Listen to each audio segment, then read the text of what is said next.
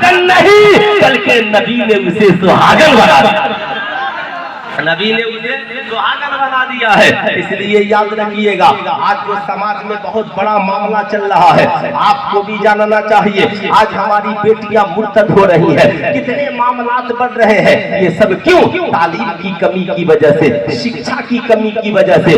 آج جو سماج میں بے حیائی اور برائی پھیلی ہے، اس کی واحد وجہ ہے آج ہماری بیٹیوں کے پاس تعلیم نہیں ہے، آج ہمارے پاس تعلیم نہیں ہے۔ تعلیم کا مقصد صرف میٹرک کی ڈگریاں نہیں ہے، تعلیم کا مقصد یہ ہے کہ انسان کے اندر اچھائی آئے، انسان یہ جانے حلال کیا ہے حرام کیا ہے، انسان کو پتا ہو اچھا کیا ہے برا کیا ہے۔ جس کی ایک چھوٹی مثال پہلے سنیے، سیدہ آمنہ خاتون نے تو فرما دیا، نبی نے سجدے میں سر رکھا، مگر سیدہ دائی حلیمہ سے پوچھتے ہیں، سیدہ آپ بتائیں میرے نبی کا کردار کیسا ہے، میرے نبی کا اخلاق کیسا ہے؟ سیدہ دائی حلیمہ کہتی ہے، اے دنیا والوں جاننا چاہتے ہو، جب میں آمنہ کے لال کو لینے کے لیے ان کے گھر گئی، جب آقا کو دیکھی تو دیکھتی رہ گئی، آقا کو دیکھی تو دیکھتی رہ گئی۔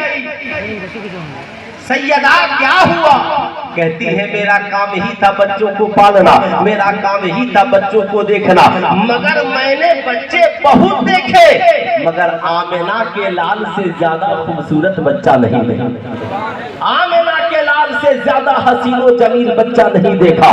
کہا پھر کیا ہوا؟ کہتی ہے میں آقا کے قریب گئی، دیکھی آنکھیں بند ہے، آقا آرام کر رہے ہیں، میں نے سوچا بیدار کروں مگر آقا کی آنکھیں کھل گئی، آقا قریب مسکرا پڑے، جو ہی مسکرائے دندان مبارک کھلا اور ایک نور نکلا جو زمین سے آسمان تک پہنچ گیا۔ اسے یوں کہیے، یوں مسکرائے جان کی کلیوں میں پڑ گئی، یوں لب نشا ہوئے کے گلستہ بنا دیا۔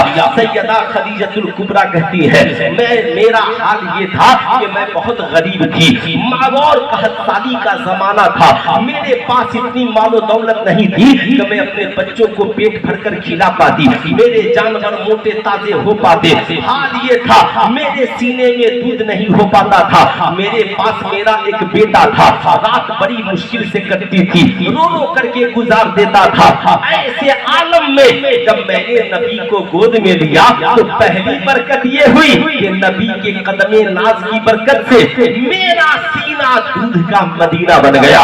میں نے آقا کریم کو گود میں لیا، لے کر پہلے آقا کو دائیں جانب دودھ پلایا، آقا نے جی بھر کر پیا، میں نے سوچا بائیں جانب بھی پلا لوں کیونکہ عورتوں کا مزاج ہے، مگر کہتی ہے سیدہ دائی حلیمہ جو ہی میں نے آقا کو دوسری جانب کا دودھ دیا، آقا نے پینے سے انکار کر دیا۔ کیوں؟ اس لیے کہ نبی کو پتا ہے، نبی کو پتا ہے کہ اس گود میں مجھ سے پہلے بھی ایک شہزادے موجود ہے۔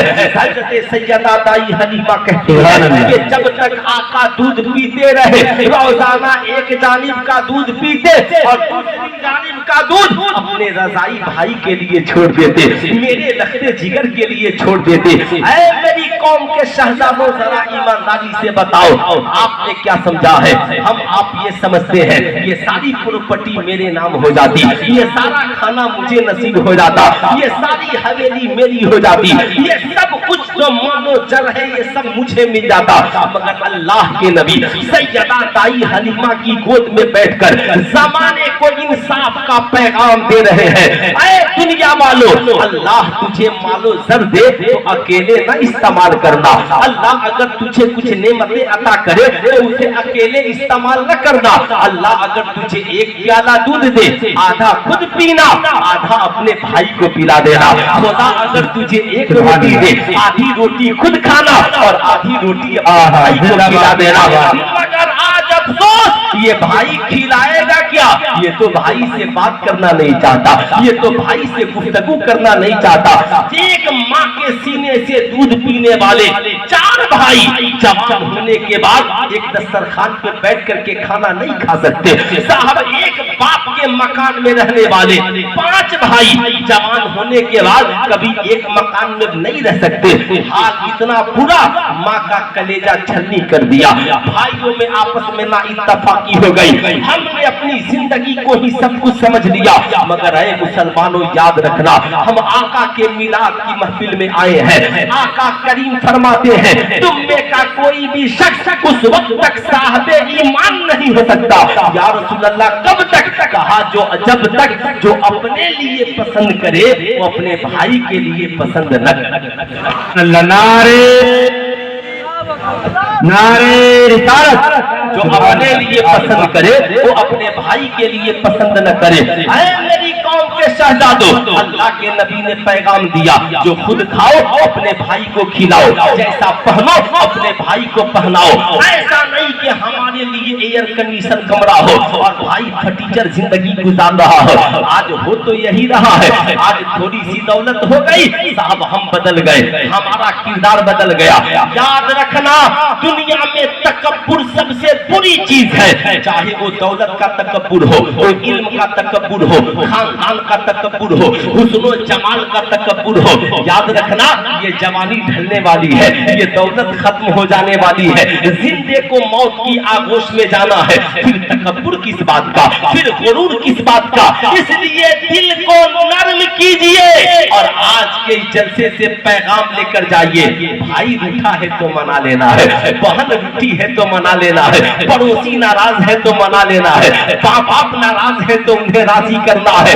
साहब याद रखिए, हम आज माशरा ये हो गया, दिल भाई का दुखाते हैं, माफी जाकर मस्जिद में मांगते हैं। साहब दिल मौला दिल अपने चचा का दुखाते हैं और माफी जाकर खानकाह में पीर साहब से मांगते हैं। नहीं, जब तक तेरा भाई माफ नहीं करेगा, अल्लाह उसके रसूल तुझे भी माफ नहीं करेंगे। इसलिए गौर से याद रखना, आज थोड़ी सी दौलत हो गई, भाई अलग हो गया। माशाअल्लाह, जरा पीछे भी कैमरा घुमा लीजिए, आपसे बोल रहा हूँ, जरा पीछे भी कैमरा घुमा दीजिए। अस्सलाम वालेकुम। नींद आ रही है ना? क्या कीजिएगा, लोग बेचारे दिन भर मेहनत करते हैं। ऐसे भी जिसे नींद नहीं आती हो ना, तो अल्लामा कमरुद्दीन बुलबुले बंगाल नईमी अली रहमा कहा करते थे, मैंने बचपन में उनकी तकरीर सुनी, कहा करते थे कि जिसे नींद नहीं आती हो और दवा खा के भी नींद नहीं आती हो, उसे जलसे में लेकर के चले आइए, इंशाअल्लाह 12 बजने से पहले पहले उसे नींद आ जा। क्या नींद आ रही है, माशाअल्लाह, सोना भी चाहिए और जागना भी चाहिए मेरे दोस्त। इसलिए जरा पूरा मजमा हाथ उठाइए और हाथ उठा करके बोलिए या रसूल अल्लाह, और जरा प्यार से बोलिए या हबीब अल्लाह। और से सुनिएगा साहब, हमने तो यही समझा है जो कुछ है ये सब हमारे लिए है, मगर अल्लाह के नबी कहते हैं नहीं। वो दौलत किस काम की जब भाई का पेट नहीं भर पाए, वो दौलत किस काम की जब बहन की जरूरत पूरी न हो पाए, वो दौलत किस काम की जब हमारी बीवी खुश नहीं रह पाए, वो दौलत किस काम की जब हमारी माँ को खुशी न मिले। एक नौजवान मुस्तफा करीम की बारगाह में हाजिर हुआ, अर्ज़ गुज़ार हुआ।